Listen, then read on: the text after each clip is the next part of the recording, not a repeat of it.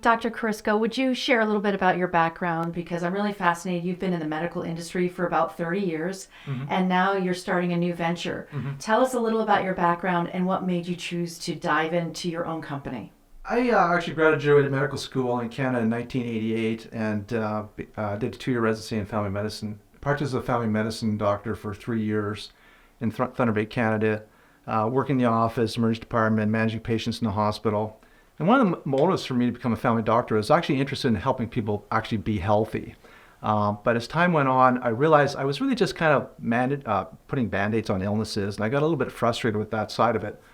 Along with some other aspects of family medicine, I decided to specialize more in the diagnostic side of medicine and became a radiologist. So I studied radiology and then neuroradiology and have been practicing as a radiologist since 1998. For many years, I was, very happy in that job. Found it quite professionally satisfying. And then about 7 years ago, I was listening to a short YouTube video about nutrition, and they talked about vitamin B12. And vitamin B12 is something that is a nutrient that most people get from eating meat. And I was always under the perception that you had to have vitamin B12 from meat. And I thought, well, the idea of plant-based diets were just kind of ridiculous because, you need a supplement, so therefore they're not physiological. And I'd always been interested in nutrition. I was nearly a professional bodybuilder at one point and had some views on nutrition that I realized were quite false.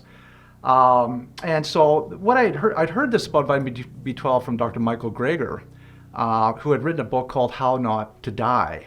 And he goes through the top 15 causes of death and their intimate relationship with what we eat. And in fact, the number one cause of death in the United States, which actually kills far more people than COVID ever did, is heart disease. And there have been really excellent trials showing that a whole food plant-based diet can arrest and reverse heart disease. And this was an eye-opener for me. I'd always thought that nutrition was kind of sort of important, but then I read his book and I was just shocked that this information is out there and the medical profession really doesn't address it in day-to-day healthcare, which is... It really changed my perception of my own job, about how the healthcare system is really about managing illness and putting band-aids on illness without dealing with root causes. And I came to realize the profound importance of nutrition and felt sort of morally bereft as an MD that we don't deal with this. So it was something that I started to read up more and more. I did a short YouTube video at very low production value for my coworkers at work, and there was interest in that. I wanted to promote the idea that health is something that we can be actively engaged in, and we should not just sort of bow down to the temple of modern healthcare system to be healthy, because the answers for true health aren't by getting another pill on top of your dozens of pills, or another CAT scan, or another MRI, or another surgery, although there's a place for that. But the foundation of health comes from your food, exercise, resting, having good community relationships. And then I was saying about just doing a few sort of low production value YouTube for a few more for my coworkers, but then Joyce and I managed. She said, no, we should seek a broader audience. So it all dovetailed a lot with my experience as a physician. I had done a fellowship in anti-aging medicine and realized that the anti-aging medicine sort of promoted a lot of supplements and sort of superficial band-aids to some degree without really promoting the importance of nutrition. And so this is what the channel is about. It's about, nutrition, exercise, dealing with stress, and building relationships. And so this is what we're trying to tackle with. I love that. And speaking of relationships, you guys recently got married. How long ago? Well, it was just about less than 8 months ago. I love it. Yeah. I love it.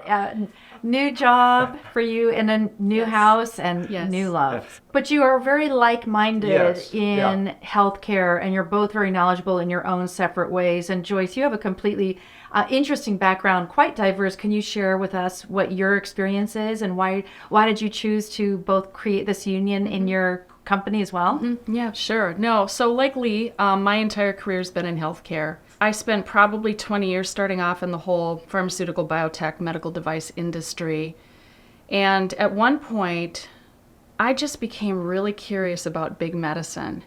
How much does all this stuff cost? Who's benefiting? And who pays for it? And so I decided to go back to school to get my MBA and took a lot of classes related to hospital administration and healthcare in general. I came out of that experience and decided to pursue my health insurance license. And so I owned and operated a health insurance agency for a number of years down in Texas. And then I got really curious about physicians. I really wanted to understand the physician side of the equation, and I ended up working in revenue cycle with a phenomenal ERISA attorney. But of all that experience, I think the thing that I'm so proud of and what really opened my eyes was the work I did as a patient advocate. So I started getting phone calls from friends and other individuals that had cancer, or maybe they got a denied claim. And I found I was really good at reversing denials for both patients and physicians. But really, it was an eye-opener for me because my experience, I have a very unique perspective on healthcare. I understand a lot of the machinery and how it operates. It really is a system that's built upon misaligned incentives. Mm-hmm. And it's not there to create health and wellness and longevity. It's ultimately about crisis intervention and disease management. I have a special interest in particular related to oncology, and even have spent time in that whole genetic testing space. And it's really alarming. We're getting more and more novel agents to treat cancer, targeted therapies. But there's too many drugs that are being FDA approved right now with questionable endpoints. And when we look back at the data, we're extending survival by mere weeks. And these drugs are costing hundreds of thousands of dollars. So unfortunately, what's happening right now in the industry is everybody's talking about early intervention, more testing, early intervention. Lee and I sit back and go, why not prevent cancer in the first place? And you have a lot of power to do just that. It's the food. Yeah. It really is the food. Just getting back to what I was saying about heart disease, where the evidence is very, very strong in the connection between, good nutrition and heart disease. Well, there's lots of money in, echocardiograms and, CT coronary angiograms and, heart surgeries and stents and that sort of thing. There's really no money beating the drum about how important what you eat is. And so, unfortunately, healthcare is built up on malaligned incentives. And my job is in that system of malaligned incentives. But I think it's very important to express our viewpoint that there's more to it than just another CAT scan, another pill. I mean, most of my peer physicians really have no idea, really, because in med schools only on the high end would give about 20 hours of nutrition training over the course of 4 years. In fact, about a year ago, I had a medical student working with me. And she said at her particular institution, the number of hours on nutrition that they received in the 4-year curriculum was 0. Wow. And given that virtually everything they study in terms of nutrition and health, it seems that when you get a person on a high-quality, whole food, plant-based diet, everything seems to get better, regardless of what they're studying. Whether it be on sort of an epidemiological level or even on a cellular level, things get better. And so we want to be a voice promoting that. Be healthy in the first place. If you look at these populations around the world that have been noted to live particularly long lives, they often live in primitive areas where it's hundreds of miles to a hospital. There's not a CAT scanner to be seen. And in a place like Okinawa, back in the 20th century, before McDonald's moved in, they had more people living to 110 years old than virtually the rest of the world combined. And they were eating a whole food plant-based diet, just a little bit of animal protein, maybe the equivalent of half an egg a day. They were eating sweet potatoes and vegetables and rice and stuff like that they'd grown themselves. And these people were incredibly healthy. No CAT scanners involved. So are you going to try to put yourself out of business or what? Well, the incentive is, to make people healthy so that they don't need physicians. I feel like I am a bit of a voice in the wilderness there, but that really should be what healthcare is about, is encouraging independence on your health rather than dependency on the whole healthcare system. Which is really just about, I hate to say it, generating revenue. And it doesn't necessarily have the health of the patient in mind per se. It's about just mitigating symptoms, temporizing, rather than dealing with root causes. If you look at something like type 2 diabetes, which is rampant in the population, about 11 or 12% of the population now has type 2 diabetes. About 3 times that many people have prediabetes, and a large percentage of the remaining population is insulin resistant. In other words, their body's struggling to keep their blood sugar in control. It's not quite out of the normal range yet, but they're struggling. Well, it's some of these plant-based doctors are saying that 85% of the people can be cured of their type 2 diabetes. Some even say 100% if you go on a proper diet. But the way they manage it in healthcare now, it's just another pill. It's just Right. another pill, another pill, another pill.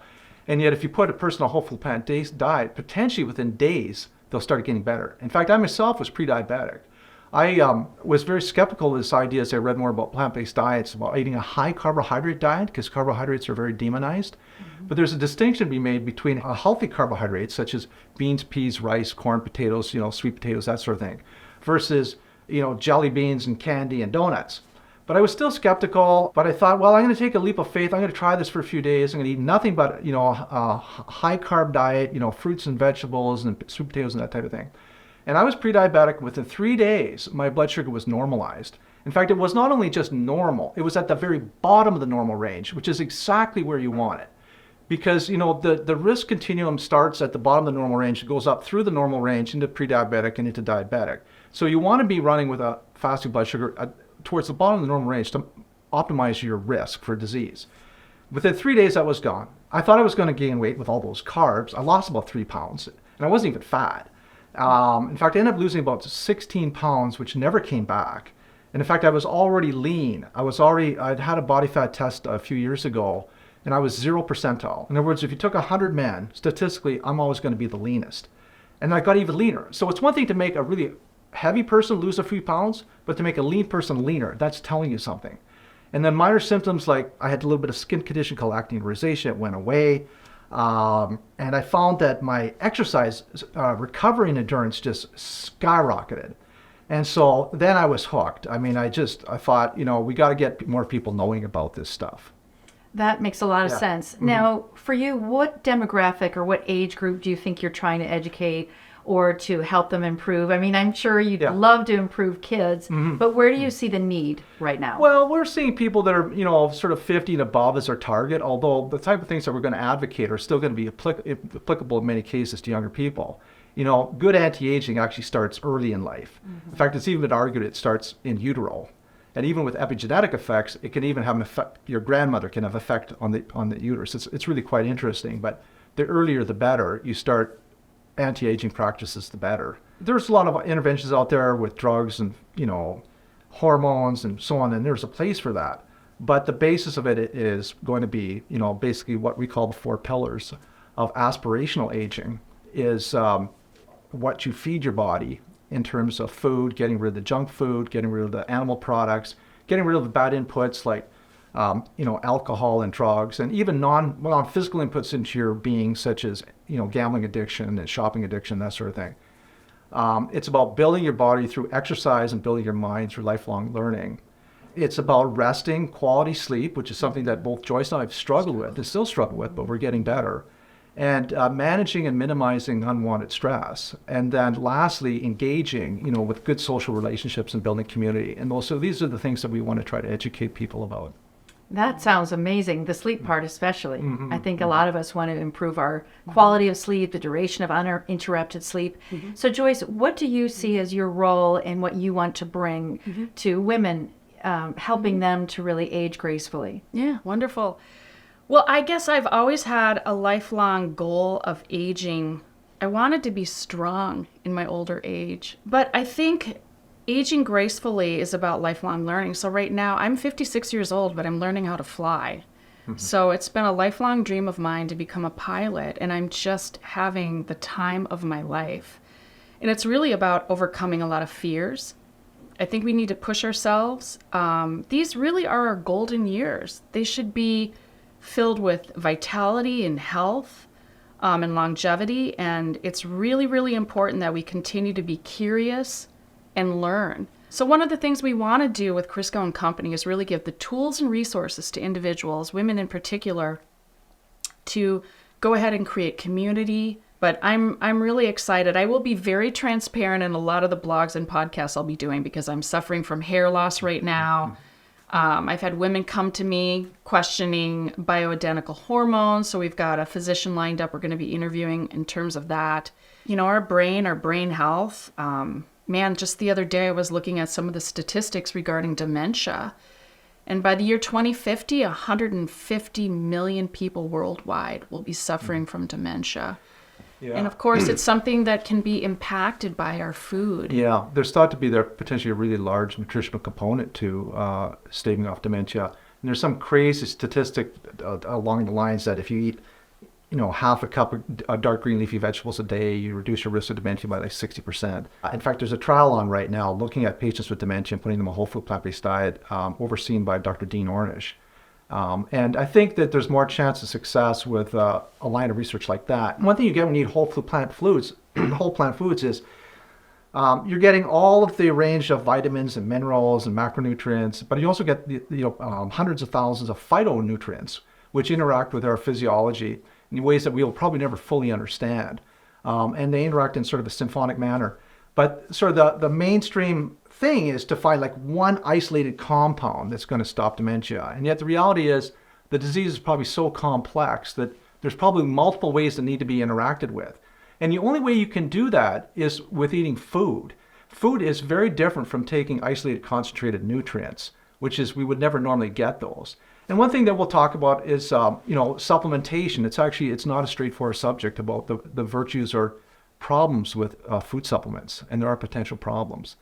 But perhaps, Joyce, maybe you could tell them a little bit about when you met me, and I've been doing the whole food plant-based diet for 6 or 7 years, and you've been kind of on a path seeking health and anti-aging, and then you heard about me, what I told you about the plant food diet, sure. And then your experiences. Yes.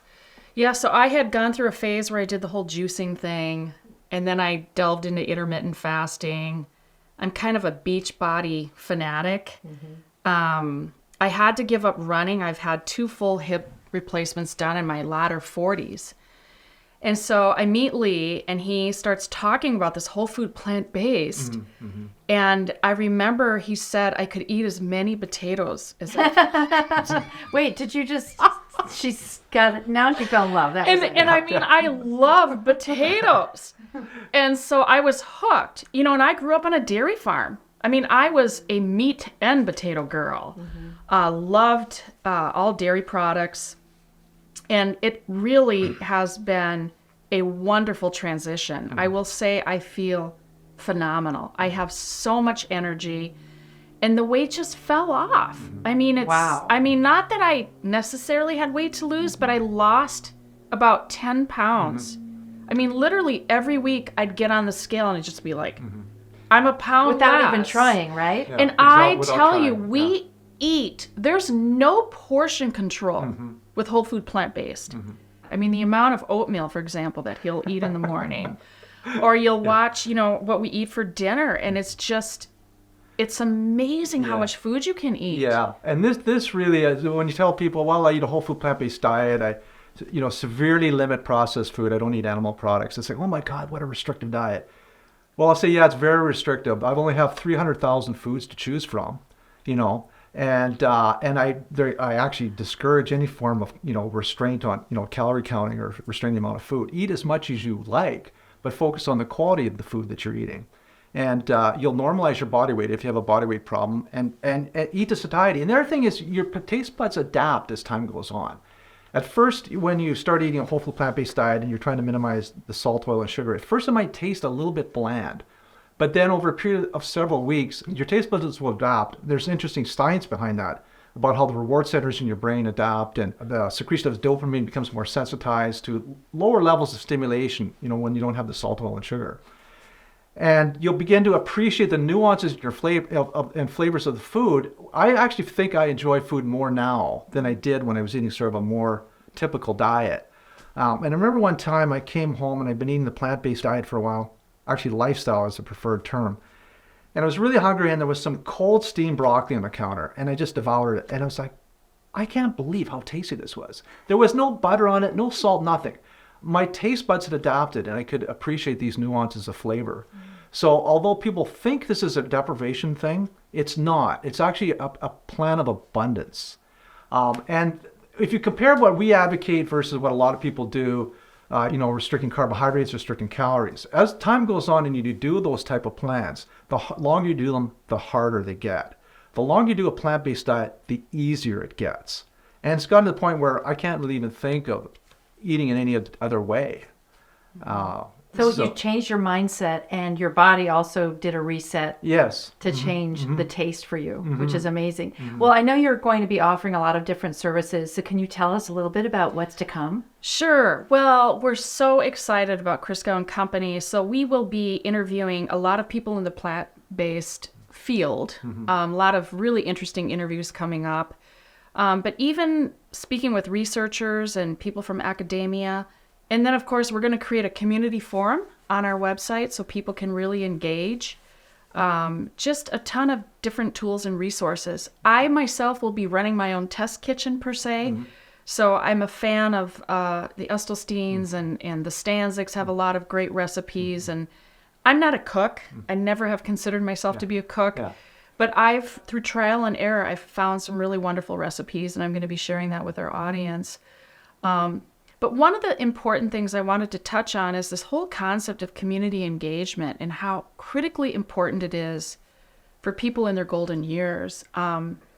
There was a study done back in the 50s, a community in Pennsylvania, Roseto, Pennsylvania, and researchers went in and analyzed the mortality rate of this tiny little community for over 50 years. And basically, they were looking at the rate of death from cardiac arrest.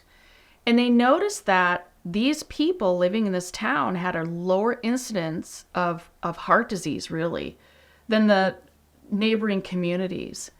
And that trend line stayed that way for 30 years. And then it started to dissolve. And the reason for that is they noted that there was an erosion in sort of the institution of the family, and a lot of the community relations started to dissipate and go away. And the reason I bring that up is it speaks volumes to the fact that it's really important that we go play bingo at the church hall on Sunday and be involved in our community. And even though we're so connected in this day and age, we're really quite lonely. You know, my kids are all gone, you know, they're out of college and married. And, you know, at times I've struggled with loneliness, and it's really finding ways to plug in and be engaged in your community. So we're just going to be offering a ton of different resources. We ultimately want to... the coaching. Yes, the one-on-one coaching. But really we want to provide a number of tools and resources to really inspire people to look at, like, these are the golden years, and I'm really excited about my retirement. Yeah, we talked about the 4 pillars of aspirational aging, but what is aspirational aging? You know, aspirational aging is the pursuit of aging and staying fit and healthy and, you know, trim and engaged in life, living in a way that people would aspire to age. And that's what we're trying to promote. But just back to Joyce's comments about community, you probably heard about the blue zones, where there are a number of places around the world where people have been known to be exceptionally healthy and long-lived, despite the absence of CAT scanners and pharmacies and so on. They eat a plant-based diet, small amounts of animal products. The prototypical blue zones were the Okinawans, where they just a tiny little bit of animal products. They are very active, they're very fit, they have trim body weights, but they have robust family relationships and community. So that probably is a very, very important part about aging successfully.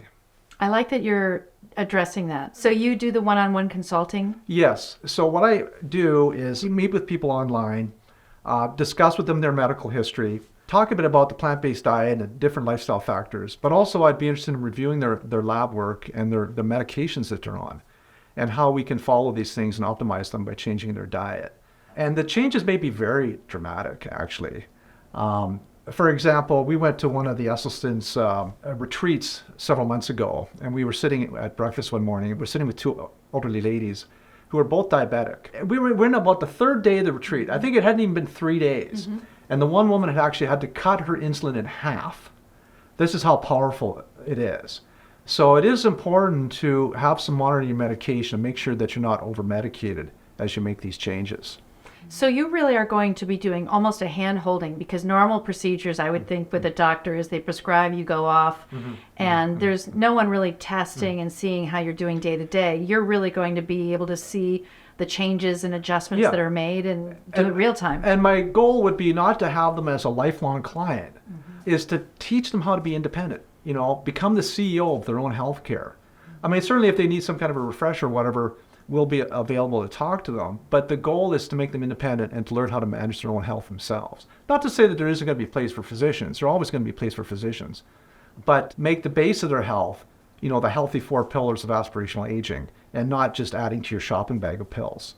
I love that concept. Well, thank you so much for all of this information, and I'm looking forward to seeing your website up and live and to see all the information, learning. I'm always learning too, and I'm sure everyone at home is going to learn a lot from you. Great, thanks. Thanks.